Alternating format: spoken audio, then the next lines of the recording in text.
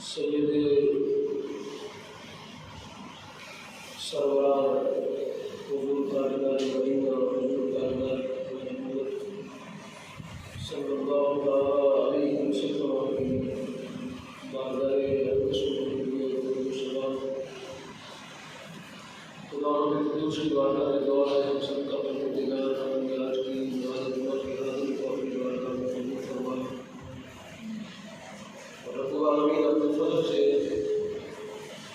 ہمیں ہماری سابقہ زندگی کے گناہوں کو معافی عطا فرمائے اور مالک الموت ہمیشہ اپنی بارگاہ میں پناہ دے رکھے۔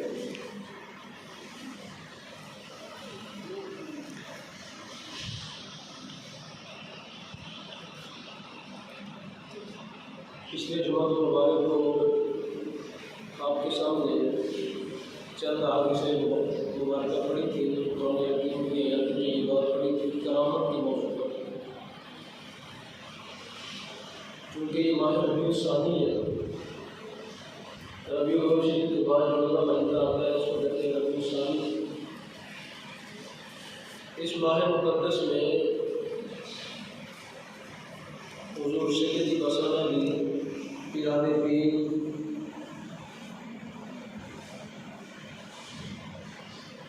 پیر میرا شیخ عبدالقادر جیلانی آپ معلوم حضور غوث پاک رضی اللہ تعالیٰ عنہ کی 11ویں شب ہوتی ہے، ہر مہینے ہوتی ہے لیکن اس مہینے بڑی 11ویں شب ہوتی ہے۔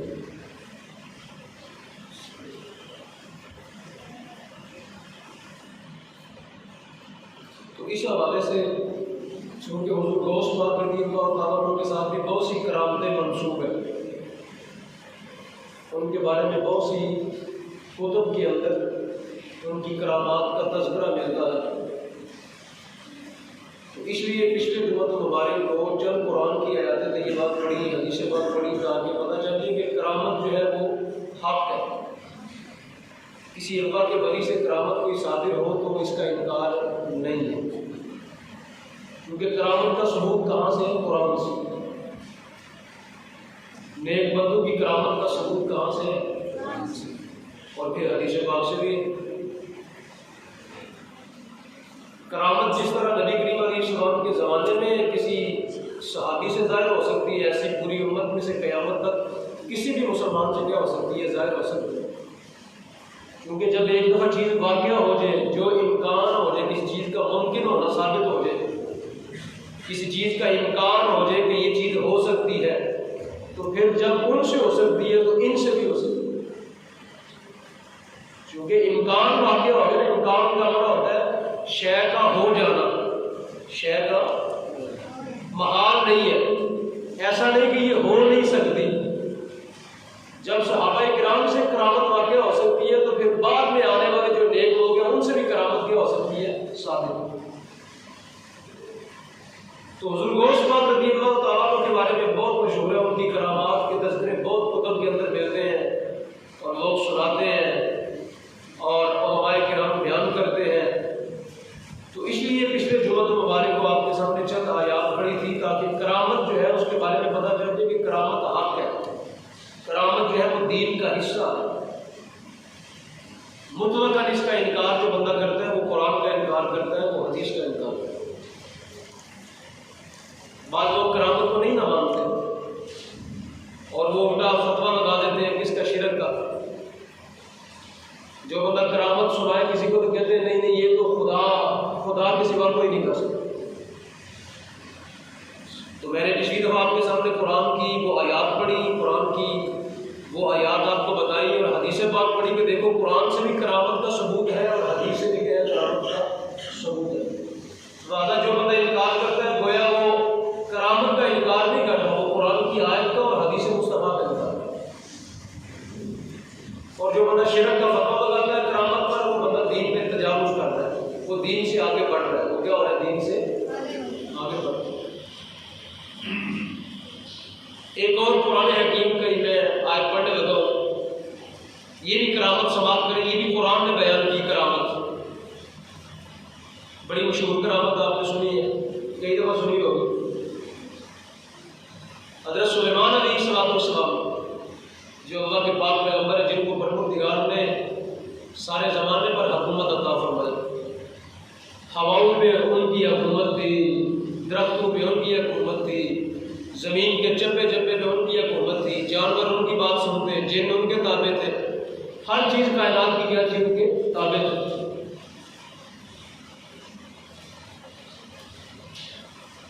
تو ان کی زندگی کا مبارک کا یہ واقعہ، ہم خود کو بڑے اللہ رب العالمین کے برگزیدہ پیغمبر ہیں، لیکن امت کی شان کو بیان کرنا مقصود تھا کہ ان کی امت کے اندر بھی ایسے قابل لوگ ہیں جن کو اللہ پاک نے یہ شرف عطا کیا۔ تو آپ نے خط بھیجا، ایک واقعہ آپ نے سنا، ایک ملکہ بلقیس یمن کی ایک بادشاہ عورت تھی، قرآن میں اس کا ذکر ہے، یہ میرے سامنے قرآن پاک ہے 19 پارہ۔ ایک ملکہ بلقیس تھی، اس کو خط بھیجا آپ نے کہ تو یا تو مسلمان ہو کے آ جا میرے پاس، یا میں تیرے اوپر کیا کروں گا، لشکر کشی کروں گا، میں فوج لے کے آؤں گا، جہاد کروں گا، تم سے جہاد کروں گا۔ تو اس نے کہا کہ میں آپ کی خدمت میں حاضر ہونا چاہتی ہوں، میں دیکھنا چاہتی ہوں کہ آپ اللہ کے پاک پیغمبر ہیں تاکہ میں آپ کی اطاعت کروں۔ جب اس نے آنے کا پیغام بھیجا تو حضرت سلیمان علیہ السلام نے یہ چاہا کہ اس کا تخت جو اس کے محل کے اندر موجود ہے اور بہت بڑا تخت ہے، مفسرین نے لکھا ہے اس کی لمبائی پتہ نہیں کتنے 100 ہاتھ تھی، چوڑائی کتنی تھی، اور کتنا وہ سونے اور جواہرات سے مرقع تھا۔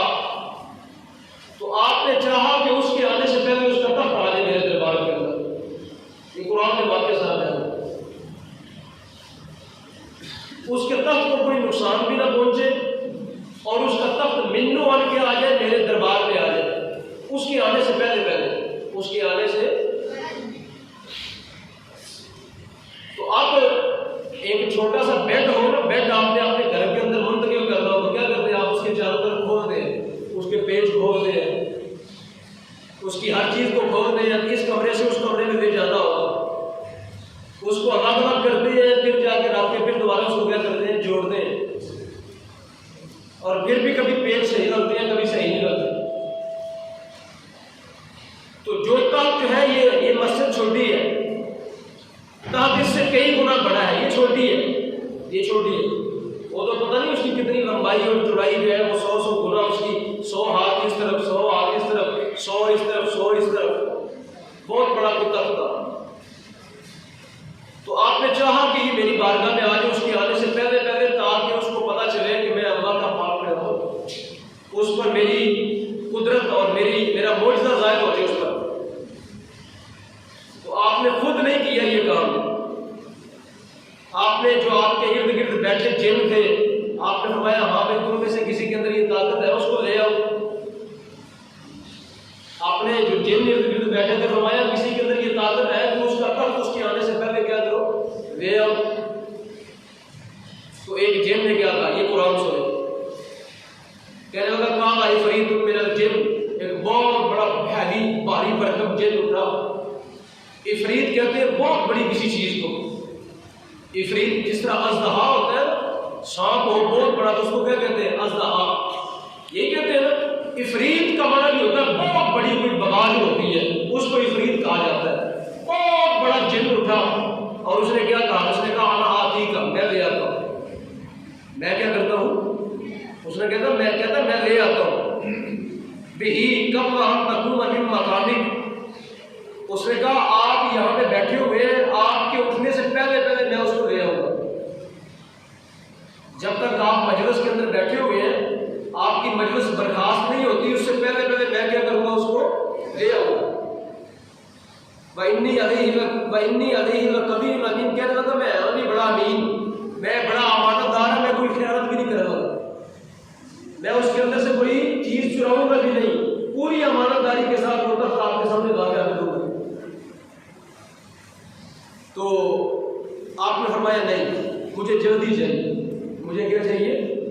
فرمایا اس سے مجھے جلدی چاہیے، یہ دیر ہو جائے گی میری مجلس سے اٹھنے کا، تو کہہ لیں کہ پتہ نہیں میں یہاں 2 گھنٹے بیٹھا ہوں، گھنٹہ بیٹھا ہوں، کتنے گھنٹے بیٹھا ہوں۔ فرمایا مجھے ہمیں جلدی چاہیے، ابھی چاہیے۔ قال الذی عندہ علم من الکتاب، آپ کا ایک صحابی اٹھا، قال الذی، اس نے کہا، عندہ علم من الکتاب، اس کے پاس کیا تھا؟ کتاب کا علم تھا۔ جس طرح کی حضرت داؤد علیہ السلام کے اوپر کون سی کتاب اتری؟ زبور۔ کون سی اتری؟ زبور۔ اس کے پاس زبور کا علم تھا، جس طرح یہ قرآن ہے وہ بھی کتاب، اللہ کی کتاب زبور، اس کے پاس علم تھا۔ اس نے کہا میں لے آتا ہوں۔ اس نے کہا قال الذی عندہ علم من الکتاب انا آتیک بہ قبل ان یرتد الیک طرفک۔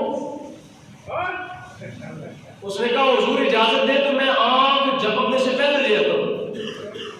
یہ آنکھ ایسے کتنی دیر لگی؟ ایسے کرتے کتنی دیر لگی؟ اس نے کہا اجازت دے تو آنکھ جھپکنے سے پہلے کیا کرتا ہوں میں اس کو؟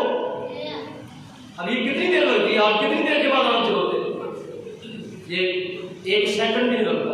ایک آنکھ ایسے نیچے کتنی دیر لگتی ہے؟ سیکنڈ لگتا ہے؟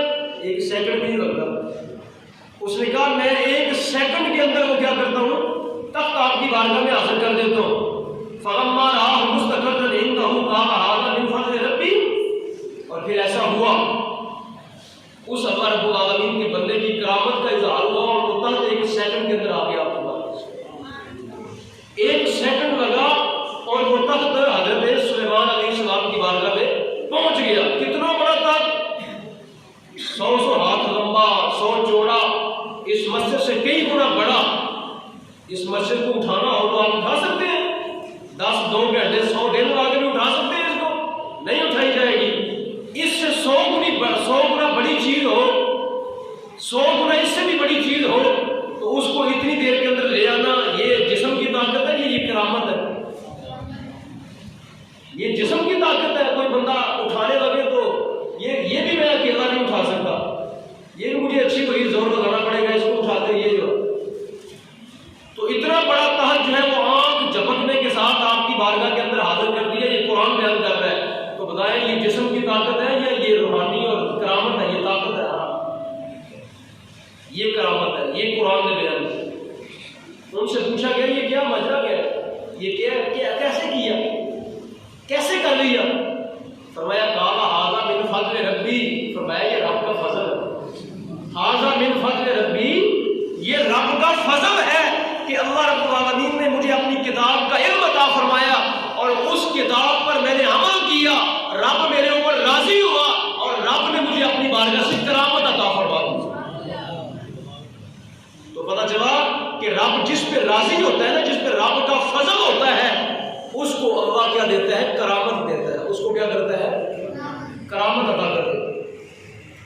کرامت سے مراد یہ نہیں ہے فضل سے مراد آرام کے پیسے کمائے، جھوٹ کے، فریب کے، لوگوں کے ساتھ داغ لگا کے، دھوکہ کر کے، رشوت لے کے، خون پی کے لوگوں کا بڑا سا مکان بنایا، اور اوپر کیا لکھ دیا اوپر؟ ھذا من فضل ربی۔ ھذا من فضل ربی یہ ہے تقویٰ، پرہیزگاری، اللہ اور اس کے رسول کی اطاعت، سچائی، امانت، دیانت، پرہیزگاری، تواضع، انکساری، رب کے سامنے جھک جانا، اللہ کی مخلوق کا کوئی جو ہے فراڈ نہ کرنا، رب کی بارگاہ کے جو بندے ہیں ان کے ساتھ احترام کا رشتہ قائم کرنا۔ رب دیتا ہے، پھر تو انہوں نے کہا ھذا من فضل ربی، یہ رب کا فضل۔ یہ کیا ہے رب کا؟ ڈاکے مار کے، چوریاں کر کے، فراڈ کر کے، لوگوں کو دھوکے دے کے، پیسے کھا کے لوگوں کے، اور طرح طرح کی بددیانتی کر کے، اوپر بڑی کوٹھی بنا کے لکھ دو ھذا من فضل ربی۔ منشیات کے پیسے، چرس کے پیسے، اور پتہ نہیں کیا کیا ایرون بیچ کے بڑی کوٹھی بنائی اور لکھ دیا ھذا من فضل ربی۔ یہ ھذا من فضل ربی نہیں ہے، یہ تو لوگوں میں چوسا ہوا، یہ ظلم ہے۔ حضور غوث پاک رضی اللہ تعالیٰ عنہ کی کرامتیں بڑی مشہور ہے نا، ان کی بارگاہ کے اندر جو اس وقت کا خلیفہ تھا نا، وہ آیا آپ کی بارگاہ میں نیاز سلام پیش کرنے کے لیے، تو اس نے آ کے آپ کو ایک وہ تھیلی پیش کی پیسوں کی، دیناروں کی، اشرفیوں کی۔ آپ نے پکڑا، اس کو ایسے نچوڑا، ایسے دبایا، ان سے خون بہنے لگا۔ ان سے کیا بہنے لگا؟ اب پیسے تھے सिक्के ये 8 आने का, 4 रुपए का, 5 रुपए का लोहे का जो सिक्का होता है, बताओ उससे खून निकलता है? नहीं। ये करामत है। उसको निचोड़ा तो खून बहने लगा। फरमाया लोगों का खून पी के मुझको नजराने देते हैं आगे। तो ये है अल्लाह के वली जो जुल्म में किसी के साथी नहीं बनते।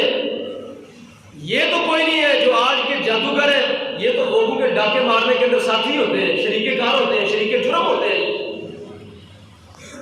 शरीके जुर्म होते हैं कि मैंने गलत काम करवाना, लाओ 50 रुपया, लाओ 50,000 रुपया, मैं वजीफा करता हूँ, तेरा काम हो जाएगा। ये जुल्म में साथी है, ये अल्लाह का वली नहीं है।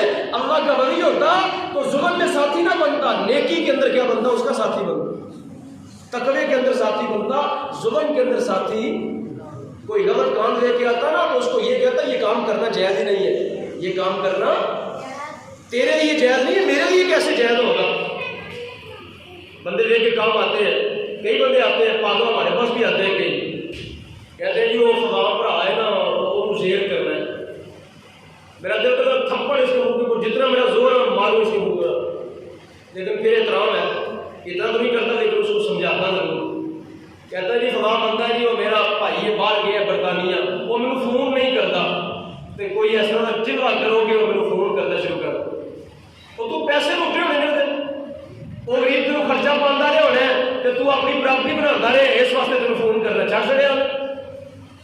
अपना जुल्म नहीं बताते, तुम अपना जुल्म नहीं बताते, उल्टा कहते हो मौलवी साहब तुम भी हमारे साथ भाग जाओ, पीर साहब तुम भी हमारे साथ भाग जाओ, 50,000 रुपया दे दो, कोई चिल्ला करो मेरा काम हो जाए। अल्लाह के वली ऐसे नहीं, अल्लाह के वली ऐसे, ये अल्लाह के वली नहीं होते, ये तो जालिम हो। फिर कहते गल सारी सरकार दी, नाम पढ़ते की कहते गल सारी सरकार, गल सरकार दी, गल पैसे दी, तेरे वास्ते पैसे ने जिन्होंने वास्ते सरकार दी सी